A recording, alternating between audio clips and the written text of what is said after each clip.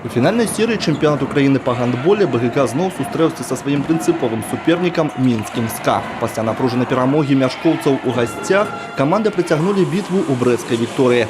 Як вынік, усё вырашылася ў 3 сустрэчах. БГК стаў 9-разовым чэмпіёнам краіны.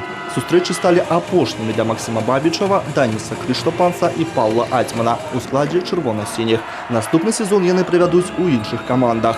Дарэчы, Сергей Бябешка у якасці рулявога берасцейцаў выйграў усе 12 матчаў супраць армейцаў. Как-то спокойно на душе, потому что все-таки мы должны были выиграть, мы сильнее, поэтому не ожидали, что будет так легко в плане того, что 2 игры домашних уверенно выиграем. То есть очень хороший час на отдых, чтобы пойти домой и отдыхать 2 месяца. Самый лучший час.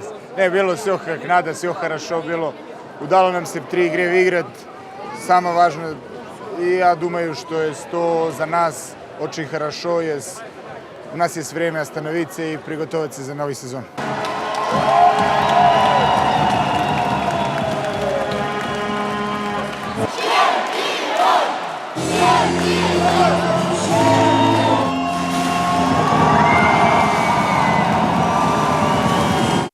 Крыху пазней прыемная навіна прыйшла з Гродна, дзе брэсцкая «Дынамо» гуляла фінальны матч Кубка краіны па футболе супраць салігорскага «Шахцёра». Асноўны і дадатковы час пераможцу не выявілі 1-1. А ў драматычнай серыі пенальці, дзе барацьба ішла да першага промаху, больш удачлівымі аказаліся берасцейцы 10-9. Нагадаю, дынамаўцы заваявалі трафей другі раз у сваёй гісторыі. Упершыню гэта было 10 гадоў таму. Дзякуючы гэтай перамозе «Дынамо» зможа выступіць у лізе Еўропы і пачне свой шлях з другога раунда кваліфікацыі.